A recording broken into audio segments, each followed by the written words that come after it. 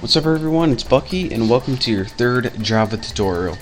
Now in this tutorial I'm going to be showing you guys how to download something called an IDE where we're going to be writing our Java code. So again, there's one more last thing I need you guys to download, I promise, and then we're actually going to start programming Java. So in the last tutorial I showed you guys how to create a program in any notepad or any text editor and how you can run it from your command line. But the only problem with this, and it's kind of a big problem, whenever you have a program like this in a regular text editor, and say you have like a 1,000-line program, whenever you try to compile it and run it, if something's wrong with it, you have no idea what's wrong and you don't even know where to look.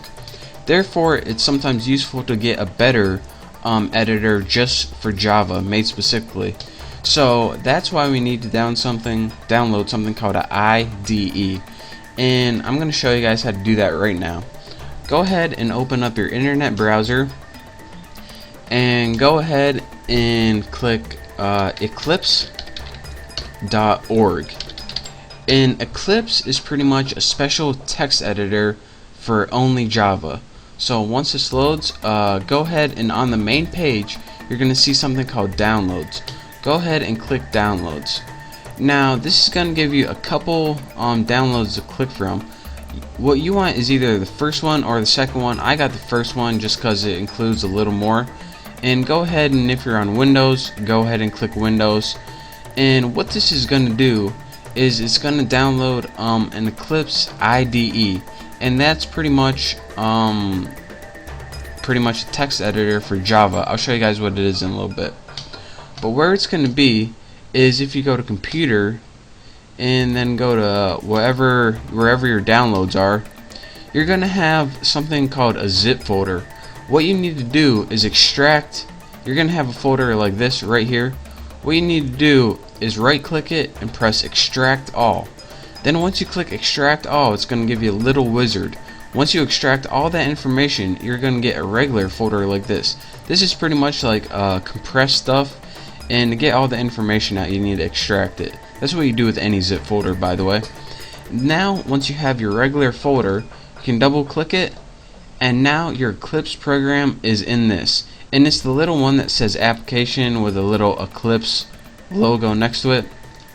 And what I did is I right clicked it and I created a shortcut, or you can press send to desktop, and this gives you, instead of having to go through your computer hard drive, you have a nice little shortcut on your computer right here where you can just click it and start writing Java programs.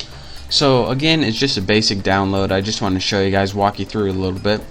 But once you do all that, you have the Eclipse program on your computer. So double click that and your Eclipse program starts running. Just select the default workspace, anyone is fine. And what this program does is allow you to edit code. So and another cool thing about this, it has a compiler built right into it, so we can just run our code right from the same program and you don't have to mess around in the command line. So what we need to do first is go ahead and press File, New, Project, or Java Project, doesn't matter what one. Go ahead and press Java Project. Now you need a project name. I'm going to name mine Bucky, and go ahead and press Next.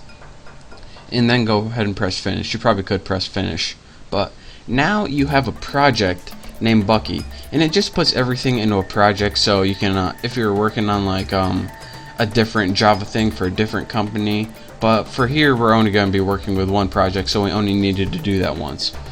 Next, you have a project called Bucky on the left hand side of your screen, and go ahead and press this little arrow, and it decollapses or expands this little pane.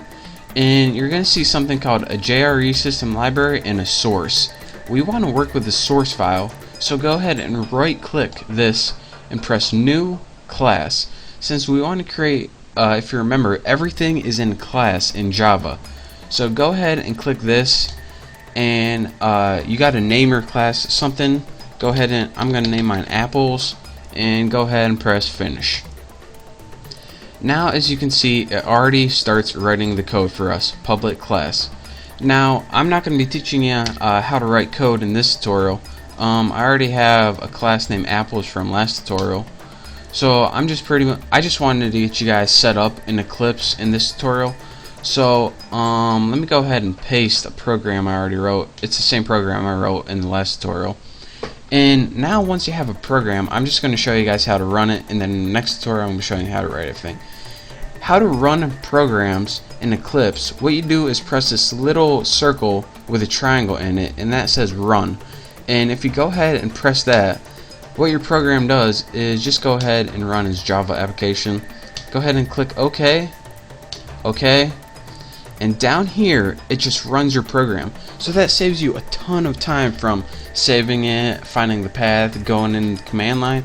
This is about 8,000 times easier than using a command line.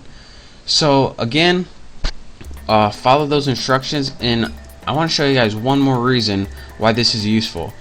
In the command line in Notepad, if we had an error, then it would just mess up and it wouldn't tell us what's wrong. In this one, say instead of system we wrote syst something like that.